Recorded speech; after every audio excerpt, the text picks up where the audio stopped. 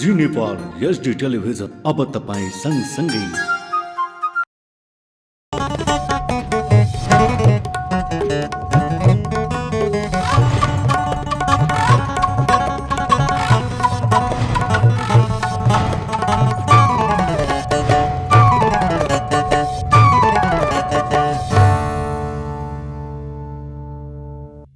नमस्कार, जी नेपाल न्युजमा यहाँलाई स्वागत छ। म खेमा जोशी। सुरु गरौं प्रमुख समाचारका शीर्षकहरूबाट। ठूला हत्याकाण्ड र भ्रष्टाचारको अनुसन्धान हुने प्रधानमन्त्री दाहालको भनाई। 46 सालपछिका उच्च पदस्थ व्यक्तिहरूको सम्पत्ति छानबिन गर्ने उल्लेख। प्रधान न्यायाधीश नियुक्तिका लागि हरिकृष्ण कार्की विरुद्ध 10 दिनभित्र उजुरी आह्वान। नाम बिना आएका उजुरीलाई भने प्राथमिकता नदिने बारे समितिमा छलफल।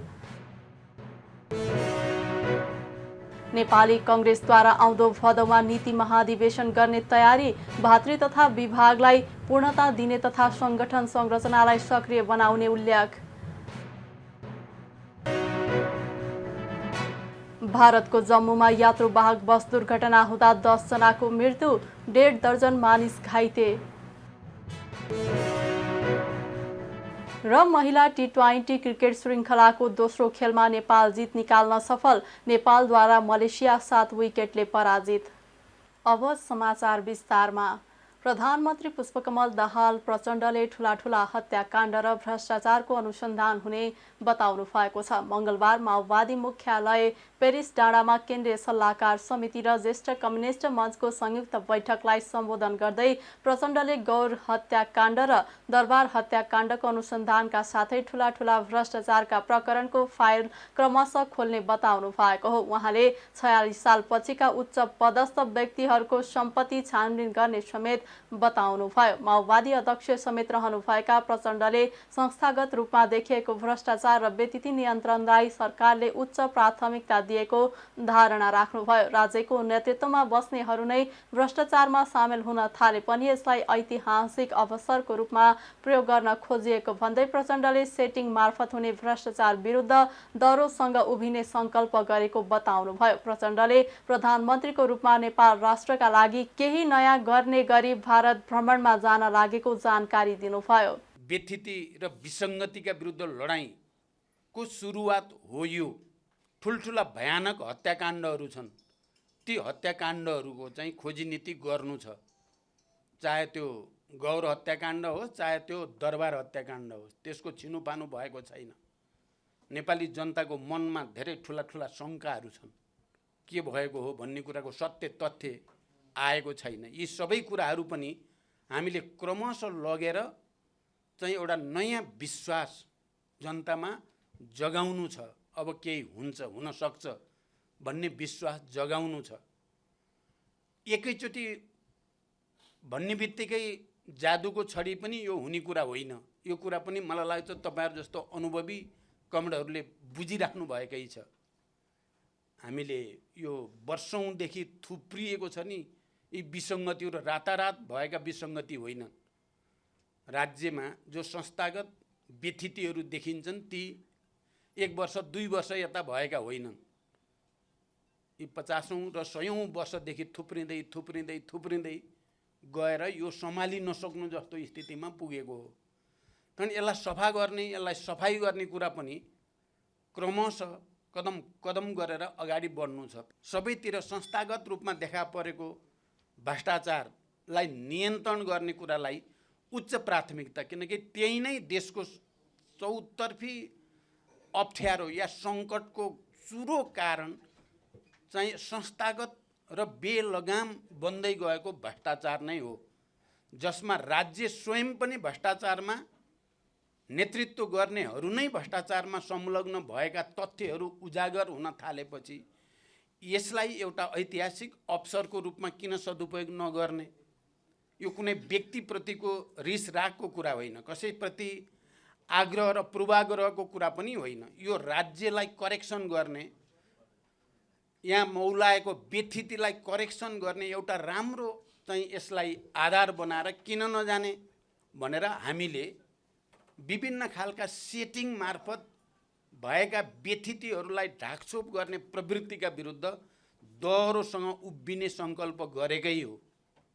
सजिलो कुरा होइन, तपाईहरुले पक्कै बुझ्नुहुन्छ। यो सजिलो कुरा छैन लिडरशिपलाई, तर पनि हामीले यो गर्नै पर्छ।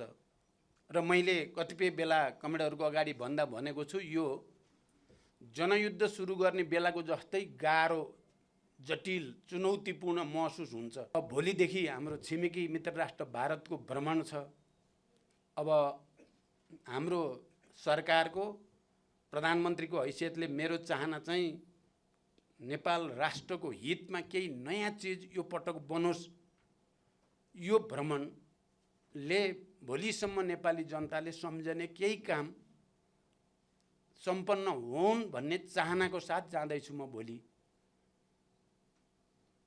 उदाहरणको लागि हामी विद्युत उत्पादनमा धनी छौँ, तर उत्पादित विद्युत हामीले खपत गर्ने कुरा मुख्य हो, तर त्यसको निम्ति बजारको खोजी गर्ने कुरा पनि त्यत्तिकै महत्त्वपूर्ण छ। जनयुद्ध जसले सङ्घीय लोकतान्त्रिक गणतन्त्र समावेशी समानुपातिक मान्यता सहित एउटा युगान्तकारी ढङ्गले यो देशका उत्पीडित वर्ग समुदायलाई पहिचान र सम्मान दियो, त्यो जनयुद्धलाई स्थापित गर्ने कुरा औपचारिक, आधिकारिक र वैधानिक ढङ्गले त्यो ठुलो कुरा थियो।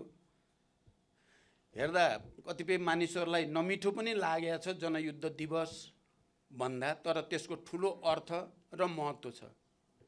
अरू सबै शहीद हुने जनयुद्धमा सहभागीलाई राष्ट्रिय शहीदको रूपमा राज्यले सम्मान नगरेको कुरा पनि हाम्रो अधुरो, अपुरो र स्थापित गर्नै पर्ने कुरा थियो।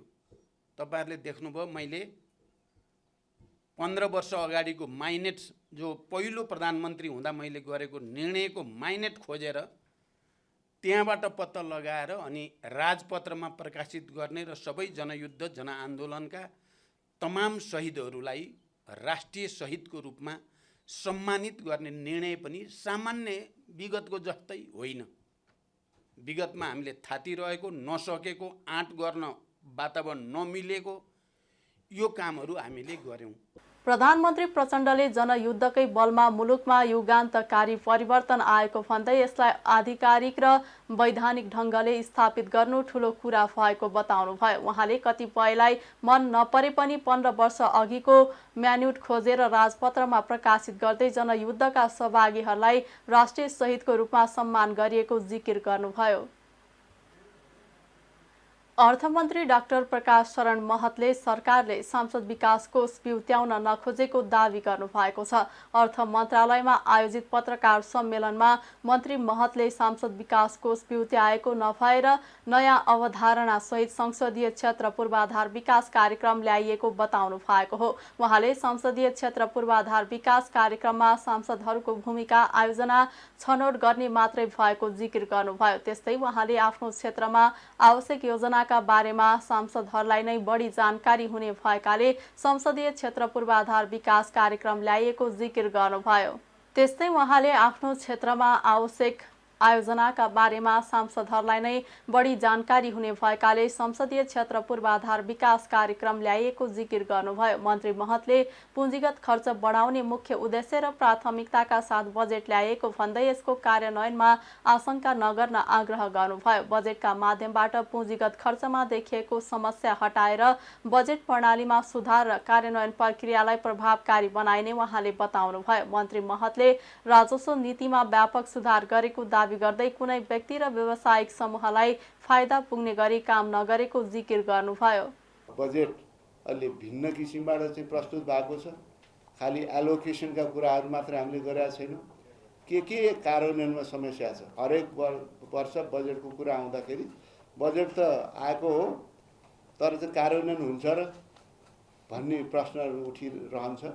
यसपालि हामीले कार्यान्वयन हुन सक्छ, गर्नुपर्छ भन्ने कुरालाई कहाँ समस्याहरू छन्, कहाँ अप्ठ्याराहरू छन्, के कुराले चाहिँ समयमा काम सम्पन्न हुन सकिरहेका छैन, ती कुराहरूलाई चाहिँ विश्लेषण गरेर समाधानको उपायहरू चाहिँ बुँदागत रूपमा हामीले चाहिँ प्रस्तुत गरेका छौँ।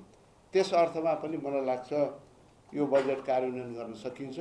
हामीले यो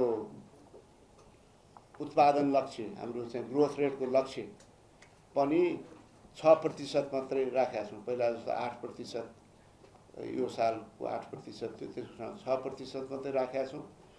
हाम्रो उद्देश्य के हो भने जुन लक्ष्य हामीले राख्छौँ, उद्देश्य राख्छौँ, त्यो पुरा गर्न सक्ने हिसाबले त्यो लक्ष्य हामीले चाहिँ निर्धारण गरेका छौँ। यो अब वित्तीय जुन फिस्कल पोलिसी यो बजेट मार्फत प्रस्तुत भएको छ। यही राष्ट्र बैङ्कको गभर्नर साहब हुनुहुन्छ। अब जुन मौद्रिक नीति र वित्त नीतिको एउटा सामञ्जस्यताबाट मलाई लाग्छ यो अर्थतन्त्रलाई चलायमान गर्न सकिन्छ। हिसाबले हेरिरहनु भएको छ, सिधै सांसदले पाउने, सांसदले आफू खुसी खर्च गर्ने त्यो मोडेलमा यो छैन। अब बजेट वक्तव्यमा सबै डिटेल त्यहाँ आउँदैन, गर्नु पनि उपयुक्त हुँदैन। तर कुरो के हो भने 165 निर्वाचन क्षेत्र छ देशभरि। हाम्रो बजेट एलोकेसनमा कहिलेकाहीँ के हुन्छ भने विदेशी सहयोगको निश्चित ठाउँमा खर्च हुन्छ, अरू कार्यक्रमहरू पनि निश्चित हाइवेहरू कमिटीहरू खर्च गर्नुपर्छ, कतिपय ठाउँहरू चाहिँ छुटिराखेका हुन्छ। 165 ठाउँमै केही न केही जाओस् भन्ने लक्ष्यका साथ संसदीय विकास कार्यक्रम राखिएको हो। र यो राख्दाखेरि सांसदहरूको भूमिका खाली सिफारिस गर्ने मात्रै हुन्छ।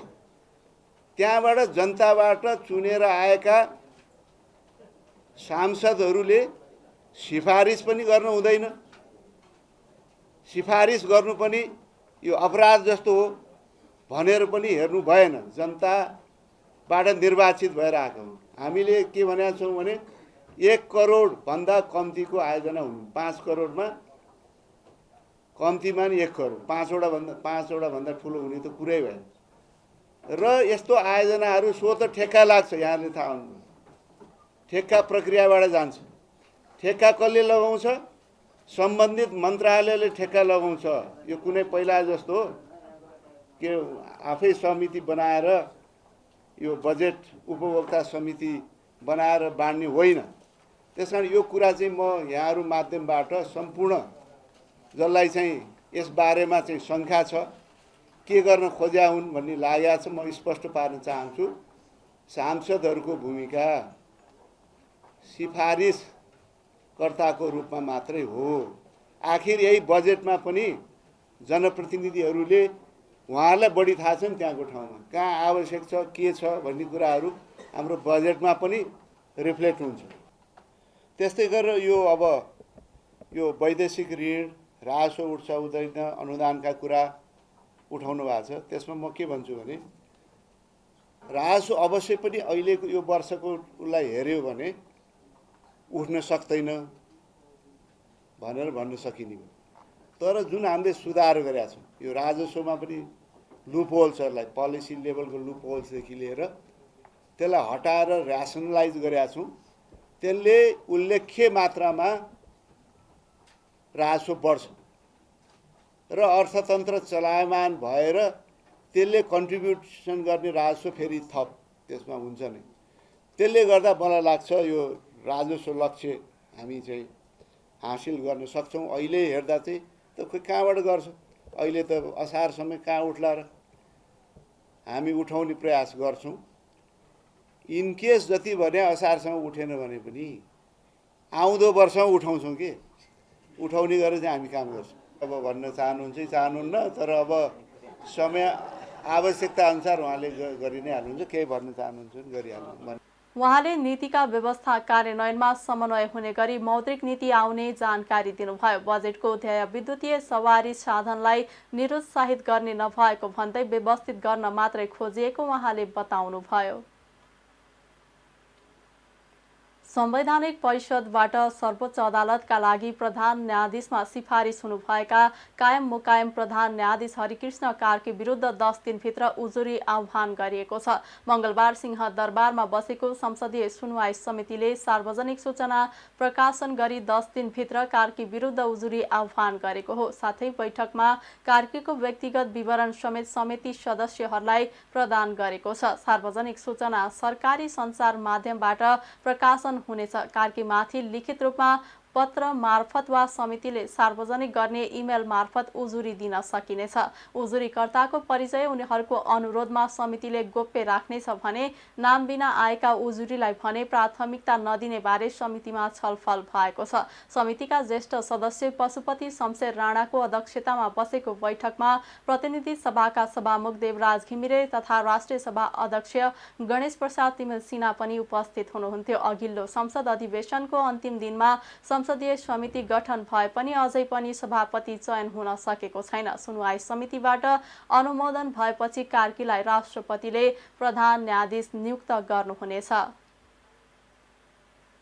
नेपाली कांग्रेसले आउँदो भदौमा नीति महाधिवेशन गर्ने तयारी गरेको छ। 14औं महाधिवेशनका बेला कांग्रेसले नीति छाडेर नेतृत्व महाधिवेशन मात्रै गरेको थियो। 2078 मङ्सिरमा भएको 14औं महाधिवेशनबाट सभापतिमा शेरबहादुर देउवा निर्वाचित हुनु भएको थियो। यस अघिका महाधिवेशनमा कांग्रेसले नीति र नेतृत्वबारे सँगसँगै छलफल गर्दै आएको थियो। महाधिवेशनमा नेतृत्व चयनको विषय प्राथमिकतामा पर्ने र नीति गौण हुने गरेको गुनासा आएपछि कांग्रेसले नीति महाधिवेशन बेग्लै गर्ने निर्णय गरेको थियो। 2078 कार्तिक अन्तिम साता बसेको केन्द्रीय समिति बैठकबाट नेतृत्व र नीति महाधिवेशन बेग्ला बेग्लै समयमा गर्ने निर्णय भए पनि अहिलेसम्म नीति महाधिवेशनको मिति तय भइसकेको छैन। महाधिवेशनबाट सभापतिमा देउवा दोस्रो कार्यकालका लागि चुनिएको 1.5 वर्ष भइसकेको छ। महाधिवेशनका बेला 6 महिनाभित्र नीति महाधिवेशन गर्ने भनिएको थियो, तर लामो समयसम्म त्यसको सुरसार समेत गरिएन। कांग्रेसले नीति महाधिवेशनमा छलफल गर्ने भनेर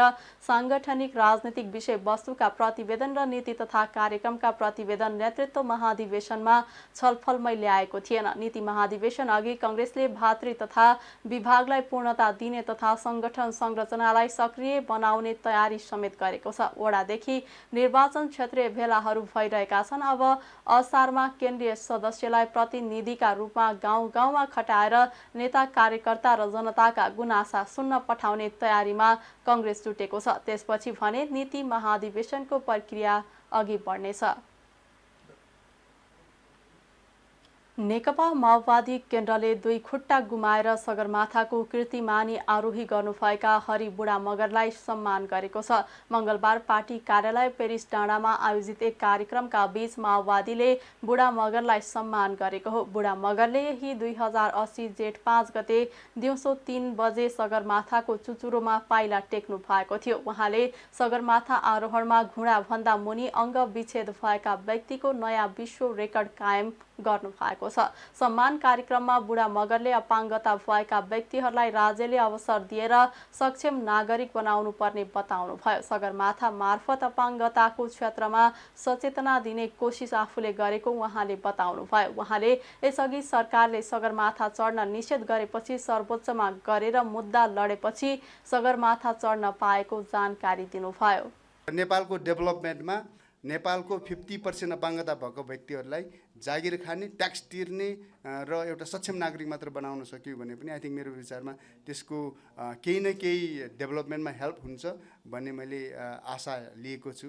र सगरमाथा मार्फत मैले यो अपाङ्गताको क्षेत्रमा जनजागरण गर्ने, सचेतना दिने मैले यो कोसिस गरेको छु। पहिले सरकारले मलाई बिहान गरेर चढ्नुभन्दा पहिले 2टा खुट्टा, 2टा हात र 2टा आँखा नदेख्नेलाई ब्यान गरेको थियो। त्यो ब्यान गरेको हामी सर्वोच्च अदालतमा गएर मुद्दा लडेका थियौँ र त्यो जितेर अहिले सगरमाथा चढेको मैले सरकारलाई केही न केही सचेतना र अवेरनेस बनाउन सकेको जस्तो अनुभव लिएको छु र सायद यो अब जनमानसमा, हाम्रो जनरल पब्लिकमा यो ट्रान्सफर हुनेछ भन्ने मैले विश्वास लिएको छु। त्यस्तै बुढा मगरलाई सम्मान गर्दै माओवादी उपाध्यक्ष कृष्ण बहादुर महराले समाज परिवर्तन गर्ने बुढा मगरको अभियानलाई माओवादीले सहयोग गर्ने बताउनुभयो। यो माओवादी जनरलको शान्ति प्रक्रियाको एउटा मिसनमा लागेको व्यक्तिको हैसियतले म पनि सहयोग गर्न तयार छु। म यो प्रतिबद्धता यहाँलाई भन्न चाहन्छु। यो संक्षिप्त कार्यमा धेरै कुरा भन्नु छैन। उहाँको जीवन उहाँले खुट्टा गुमाउनु भए तापनि उहाँले साहस गुमाउनु भएको छैन र केही लक्ष्य पुरा गर्ने केही समय उहाँ अलि रुमलिनु भयो। उहाँले आफै पनि भन्नुभयो, तर बाँकी जीवन थप साहसपूर्वक अगाडि बढ्ने र मिसन पुरा गर्ने उहाँको लक्ष्य चाहिँ यो पुरा होस्। रोल्पा घर भएका बुढा मगरले ब्रिटिस सेनामा रहँदा अफगानिस्तानको लडाईँमा सन् 2010मा आफ्ना दुवै खुट्टा गुमाउनु परेको थियो। ऊर्जा जलस्रोत तथा सिँचाइ मन्त्री शक्ति बहादुर बस्नेतले भारतीय संसद भवनमा राखिएको भित्ते चित्रमा नेपालको भूमि समेटिएको बारे नेपाल सरकारको नोटिसमा रहेको बताउनु भएको छ। आज संसदको पूर्वाधार समितिको बैठकमा सांसदले उठाएका प्रश्नको जवाब दिने क्रममा मन्त्री बस्नेतले भारतको संसद भवनमा राखिएको मुरलमा नेपालको कपिलवस्तु र लुम्बिनी पनि राखिएको विषयमा सरकार जानकार भएको बताउनुभयो। समितिको बैठकमा नेकपा एमाले सांसद ठाकुर गैरेले भारतीय मुरलमा नेपालको भूमि पनि रहेको विषयमा मन्त्री बस्नेतसँग जिज्ञासा राख्नु भएको थियो। भारतले हालै नयाँ संसद भवनमा राखेको अखण्ड भारत भन्ने नक्सामा नेपालको कपिलवस्तु र लुम्बिनी पनि भारतभित्रै रहेको भन्ने देखाइएको छ। प्रधानमन्त्री पुष्पकमल दाहाल भोलि भारत भ्रमणमा जाँदै हुनुहुन्छ। त्यसमा मन्त्री बस्नेत सहित 5 जना मन्त्री सहभागी हुँदैछन्। काठमाडौँ महानगरपालिकाका मेयर बालेन शाहले सांसद विकास कोषका लागि रकम विनियोजन गरिएको प्रति असन्तुष्टि जनाउनु भएको छ। मंगलबार बिहान सामाजिक सञ्जाल मार्फत मेयर शाहले सांसद विकास कोषमा रकम छुट्याएपछि सांसदहरू बल्ल वडा अध्यक्षको तहमा आइपुगेको टिप्पणी गर्नु भएको हो। उहाँले वडा अध्यक्षकै काम गर्ने मन भए किन सांसद बनेको माननीय ज्यूहरू भन्दै प्रश्न पनि गर्नु भएको छ। अर्थमन्त्री डाक्टर प्रकाश शरण महतले सोमबार संसदमा पेश गरेको बजेटमा सांसद विकास कोष बिउत्याउँदै प्रति सांसद 5 करोड रुपैयाँ विनियोजन गरिएको छ। प्रत्यक्ष निर्वाचित 165 जना सांसदका लागि 8 अर्ब 25 करोड रुपैयाँ छुट्याइएको छ। नागरिक उन्मुक्ति पार्टीका संरक्षक तथा पूर्व सांसद रेशम चौधरीलाई आम माफी दिने सरकारको निर्णय विरुद्ध सर्वोच्च अदालतमा रिट दर्ता भएको छ। टिकापुर घटनामा मारिएका प्रहरी निरीक्षक केशव बोहराकी पत्नी शारदा कठायत बोहराले सर्वोच्चमा रिट दर्ता गर्नु भएको हो। चौधरीलाई आम माफी दिने सरकारको निर्णय रोक्न गत आइतबार नै बोहराले पेश गरेको रिट निवेदन सर्वोच्चले मंगलबार दर्ता गरेको हो। तर मन्त्री परिषदको सिफारिसमा राष्ट्रपति रामचन्द्र पौडेलले चौधरीलाई आम माफी दिइसक्नु भएको छ भने चौधरी गणतन्त्र दिवसको दिन जेल मुक्त भइसकेका छन्। सरकारले अन्तर्राष्ट्रिय हवाई यात्रुका लागि नेपालमा अनिवार्य गरेको पीसीआर नेगेटिभ रिपोर्ट तथा कोभिड खोप लगाएको प्रमाणपत्र साथमा बोक्नुपर्ने प्रावधान हटाएको छ। संस्कृति पर्यटन तथा नागरिक उड्डयन मन्त्रालयले नेपाल नागरिक उड्डयन प्राधिकरणलाई आइतबार एक पत्र पठाउँदै कोभिड-19 प्रोटोकलबारे भएको निर्णय कार्यान्वयन गर्न निर्देशन दिएको छ। मन्त्रालयका अनुसार 31 वैशाखमा बसेको कोभिड-19 सङ्कट व्यवस्थापन समन्वय केन्द्रले हवाई यात्रुका लागि 72 घण्टाभित्रको पीसीआर नेगेटिभ रिपोर्ट वा खोप अनिवार्य गरिएको नियम हटाउने निर्णय लिएको हो। सोही अनुसार प्राधिकरणले पनि यो नियमन कार्यान्वयनमा ल्याइसकेको छ। यो नियम हटेसँगै अन्तर्राष्ट्रिय गन्तव्यबाट नेपाल आउने यात्रुले साथमा बोक्नु पर्ने खोपको QR code PCR negative report अनिवार्य बोक्नु पर्ने छैन। तर नेपालबाट विदेश जाने यात्रुको हकमा भने सो गन्तव्य मुलुकले तोके अनुसारका कागजात बोक्नुपर्छ। विश्व स्वास्थ्य संगठनले 5 मे 2023मा एक सिफारिस जारी गरी कोभिड-19 लाई विश्वव्यापी महामारीबाट हटाएको छ। मोहत्तरीमा रहेको एनएमबी ब्याङ्कको शाखाबाट दिन दहाडै पैसा लुटपाट भएको छ। मंगलबार मध्याह्न 12:30 बजे मोहत्तरी गाउँपालिका वडा नम्बर 2 मोहत्तरी बजारमा रहेको एनएमबी ब्याङ्कको शाखा कार्यालयबाट लुटपाट भएको हो। जिल्ला प्रहरी कार्यालय मोहत्तरीका डीएसपी दिलीप कुमार गिरीका अनुसार 4 जनाले पिस्तोल देखाएर ब्याङ्क लुटपाट गरेका हुन्। ब्याङ्कमा लुटपाट भइरहेको बेलाको सीसीटीभी फुटेज बाहिरिएको छ, जसमा मास्क लगाएका 4 जना पुरुषले पिस्तोल पिस्तोल देखाउँदै ब्याङ्कभित्र प्रवेश गरेको देखिन्छ। ग्राहकलाई एक ठाउँमा उभ्याएर उनीहरू काउन्टरभित्र प्रवेश गरेको भिडियोमा देखिन्छ। अर्का एक लुटेराले भने ग्राहककै कपडा लिएर काउन्टरमा प्रवेश गरेको देखिन्छ। केही बेरमा त्यही कपडामा पैसा पोको पारेर ल्याएको देखिएको छ। प्रहरीका अनुसार लुटपाट भएको रकमको विवरण आइसकेको छैन, तर ब्याङ्कले भने करिब 35 लाख रुपैयाँ लुटेको प्रारम्भिक जानकारी प्रहरीलाई दिएको छ। लुटपाट गर्ने व्यक्तिहरूको खोजी भइरहेको प्रहरीले जनाएको छ। विश्राम पश्चात अब बाँकी समाचार। नेपाल उद्योग वाणिज्य महासङ्घको आयोजनामा काठमाडौँमा आजदेखि रोजगार मेला सुरु भएको छ।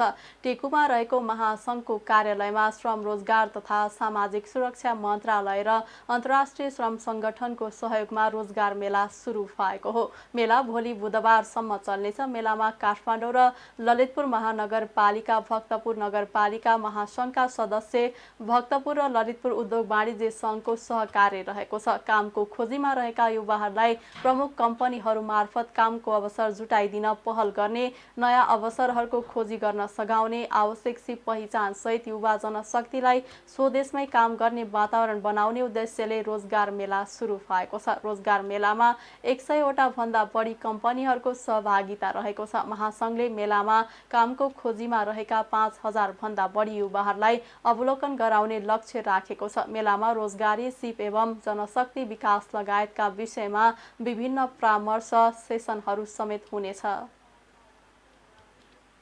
अख्तियार दुरुपयोग अनुसन्धान आयोगले गुणस्तर तथा नापतोल कार्यालय वीरगञ्जका वरिष्ठ निरीक्षक शशि भूषण कुमार यादव विरुद्ध भ्रष्टाचार मुद्दा दायर गरेको छ। सरकारी सेवामा प्रवेश गरेपछि उनको वैध आम्दानी 2,77,22,050 रुपैयाँ हुनेमा उनको आम्दानी 7,24,56,263 रुपैयाँ देखेको अख्तियारले जनाएको छ। उनको स्रोत नखुलेको रकम 4,47,34,212 रुपैयाँ देखेकाले र उक्त रकम सार्वजनिक पदको दुरुपयोग गरेर आर्जन गरेको पाएकाले भ्रष्टाचार मुद्दा दायर गरेको अख्तियारका प्रवक्ता भोला दाहालले जानकारी दिनुभयो। 2046 जेठ 8 गते सरकारी सेवामा प्रवेश गरेका उनले 2079 सालसम्ममा 7,24,56,000 रुपैयाँ आम्दानी गरेका थिए। यादवले गैर कानुनी रूपमा सम्पत्ति आर्जन गरेको, सम्पत्तिबाट श्रीमती रीता रानी, छोराहरू विकास यादव र अविनाश यादवको नाममा जग्गा खरिद गरेको, घर निर्माण गरेको र ब्याङ्क मौजदात राखेको पाइएको अख्तियारको भनाइ छ। अख्तियारले ती सबै घर जग्गा र ब्याङ्क मौजदातबाट बिगो जफत गर्न माग गर्दै विशेष अदालतमा भ्रष्टाचार मुद्दा दायर गरेको हो। सिन्धुलीमा सर्पले डस्दा 2 बालकको ज्यान गएको छ। दुधौली नगरपालिका 1 कुर्थौली बस्ने गणेश पहाडीका 2 छोरालाई राति सुतिरहेकै ठाउँमा सर्पले डसेको जिल्ला प्रहरी कार्यालय सिन्धुलीले जनाएको छ। पहाडीका छोराहरू 13 वर्षका ग्रीष र 3 वर्षका ग्रीष्मको ज्यान गएको हो। प्रहरीका अनुसार सिमेन्ट र ब्लकले बनेको टालीको छानो भएको एकतले घरमा आमा बुवासँगै सुतिरहेका छोराहरूलाई सर्पले डसेको हो। आमा गङ्गा पहाडीले राति 3 बजे छोराहरू छटपटाएको थाहा पाएपछि उपचारका लागि प्राथमिक स्वास्थ्य केन्द्र सिरथौली लगिएको थियो। त्यहाँ उपचार हुन नसकेपछि जानकी हेल्थ केयर जनकपुर लगिएको थियो, तर जानकी हेल्थ केयर जनकपुरका डाक्टरले उनीहरूको ज्यान गएको घोषणा गरेका प्रहरीले जनाएको छ। धादिङमा भिरबाट लडेर आमा छोराको ज्यान गएको छ। धादिङको बेनीघाट रोराङ गाउँपालिका 2 की 19 वर्षीय अप्सरा चेपाङ र उहाँका 2 वर्षीय छोरा साजनको भिरबाट लडेर ज्यान गएको हो। जिल्ला प्रहरी कार्यालयका प्रमुख प्रहरी उपरीक्षक गौतम मिश्रका अनुसार सोमबार जिल्ला प्रहरी कार्यालयका प्रमुख प्रहरी उपरीक्षक गौतम मिश्रका अनुसार सोमबार घर नजिकै जंगलमा छोरा बोकेर घाँस काट्न गएकी अप्सरा भिरबाट लडेकी हुन्। दुवैजनाको उपचारको क्रममा मलेको शिक्षण अस्पतालमा ज्यान गएको प्रहरीले जनाएको छ। अब अर्थ समाचार। आउँदो आर्थिक वर्षको बजेट सार्वजनिक भएको पहिलो कारोबारमा शेयर बजारमा पहिरो गएको छ। शेयर बजार आज मंगलबार 53.16 अङ्कले घटेर 1888.61 बिन्दुमा झरेको छ। सबै कम्पनीको शेयर घटेर बजार राताम्य भएकोमा बीमा, होटल, विकास बैंक र व्यापार समूहको शेयर उच्च अङ्कले ओह्रालो लागेको छ। आज 275 वटा कम्पनीको 70,74,000 किता शेयर 2 अर्ब 34 करोड 17 लाख रुपैयाँमा कारोबार भएका छन्। सबैभन्दा धेरै शिवम सिमेन्टको 21 करोड 24 लाख रुपैयाँको सेयर किनबेच भयो। आज सबैभन्दा धेरै श्वेतगङ्गा हाइड्रो कम्पनीको सेयर झन्डै 9.5% र सामुदायिक लघु वित्तको सेयर 8.5%ले घटेको छ। समग्रमा बजार राताम्य भए पनि आत्मनिर्भर लघु वित्त र बीपीडब्ल्यू लघु वित्तको सेयर 10%ले बढेको छ। सरकारले आगामी आर्थिक वर्ष 2080-81 को बजेटमा सार्वजनिक ऋणको ब्याज भुक्तानीका लागि मात्र 1 खर्ब बढी बजेटको व्यवस्थापन गरेको छ। आन्तरिक र बाह्य ऋणको ब्याज खर्च बापत सरकारले कुल 1 खर्ब 5 अर्ब 38 करोड 58 लाख रुपैयाँ छुट्याएको हो। सरकारको तथ्याङ्क अनुसार चालु आर्थिक वर्षको फागुन मसान्तसम्म आन्तरिक र बाह्य गरी कुल 20 खर्ब 80 अर्ब रुपैयाँ सार्वजनिक ऋण पुगेको छ। तर आगामी आर्थिक वर्षका लागि 4 खर्ब 52 अर्ब रुपैयाँ बराबरको घाटाको बजेट ल्याएको सरकारले अपुग खर्च सार्वजनिक ऋण तथा आर्थिक सहायताबाटै जोहो गर्ने बताएको छ। यसले थप सार्वजनिक ऋणको आकार बढ्ने स्पष्ट छ। यही बाध्यतालाई मनन गर्दै सरकारले आगामी आर्थिक वर्षका लागि आन्तरिक ऋणको ब्याज, सेवा शुल्क तथा ब्याङ्क कमिसनका लागि 93 अर्ब 23 करोड रुपैयाँ र बाह्य ऋणको ब्याज भुक्तानीका लागि 12 अर्ब 15 करोड 58 लाख रुपैयाँ छुट्याएको हो। अब अन्तर्राष्ट्रिय समाचार। भारतको जम्मूमा यात्रुवाहक बस दुर्घटना हुँदा 10 जनाको मृत्यु भएको छ। पन्जाबको अमृतसरबाट तीर्थयात्रीहरू लिएर गएको बस मङ्गलबार बिहान जम्मूको जज्जर कोल्टी क्षेत्रको एउटा खोजमा दुर्घटना हुँदा 10 जनाको मृत्यु भएको हो। घटनामा 1.5 दर्जन घाइते भएको स्थानीय प्रहरले जनाएको छ। घाइते मध्ये 4 जनाको अवस्था गम्भीर रहेको छ। बसमा 75 जना यात्रु रहेको जनाइएको छ। उनीहरू जम्मू स्थित माता वैष्णोदेवी मन्दिर दर्शनका लागि जाँदै गरेका थिए। दुर्घटना लगत्तै सुरक्षाकर्मीहरूले घाइतेहरूलाई उद्धार गरी अस्पताल पुर्याएको भारतीय सञ्चार माध्यमले जनाएका छन्। अब खेल समाचार। नेपालले महिला टी20 क्रिकेट श्रृङ्खलाको दोस्रो खेलमा मलेसियालाई 7 विकेटले हराएको छ। जितसँगै नेपालले 5 खेलको श्रृङ्खलामा 1-1 को बराबरी गरेको छ। आज बिहान बाङ्गीमा भएको खेलमा मलेसियाले दिएको 98 रनको लक्ष्य नेपालले 17 ओभर 3 बलमा 3 विकेट गुमाएर भेटायो। नेपालका लागि कप्तान रुबिना छेत्रीले अभिजित सर्वाधिक 29 रन बनाए। त्यस्तै कविता कुँवरले 26 र सीता राणा मगरले 23 रन जोडिन्। मलेसियाका एसिया एलिसा निकनुर र बिनी फ्रन आनीले समान 1-1 विकेट लिए। त्यसअघि टस जितेर पहिला ब्याटिङ गरेको मलेसियाले निर्धारित 20 ओभरमा 5 विकेट गुमाएर 97 रन बनाएको थियो। मलेसियाका लागि मास एलिसा एस्मिन जुकिफीले सर्वाधिक 28 रन बनाए। नेपालका रुबिना छेत्रीले 2 तथा इन्दु वर्मा र कविता कुँवरले 1-1 विकेट लिए। हिजो भएको पहिलो खेलमा नेपाल मलेसियासँग 5 विकेटले पराजित भएको थियो। श्रृङ्खला अन्तर्गत पर्सि बिहिबार तेस्रो, शनिबार चौथो र आइतबार 5औं तथा अन्तिम खेल हुनेछ। खेल समाचारसँगै हामी जी नेपाल न्युजको अन्त्यमा आइसकेका छौँ। जाँदा जाँदै प्रमुख समाचारका शीर्षकहरू पुनः एकपटक।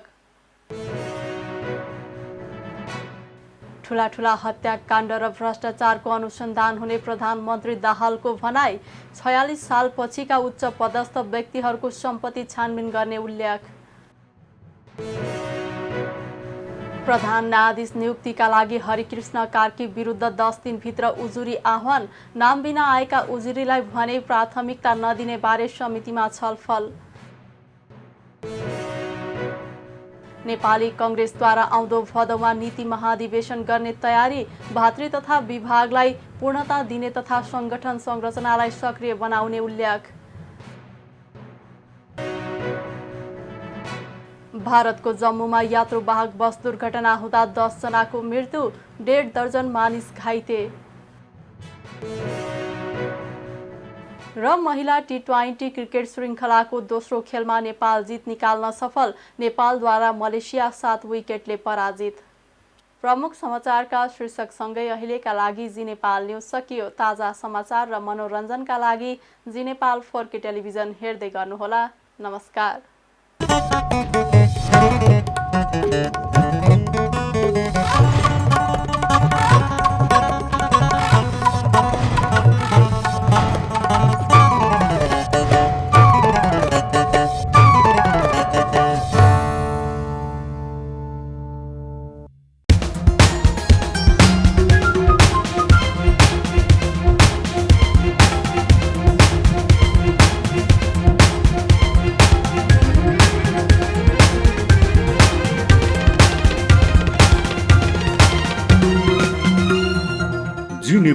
एचडी टेलिभिजन अब तपाईँ सँगसँगै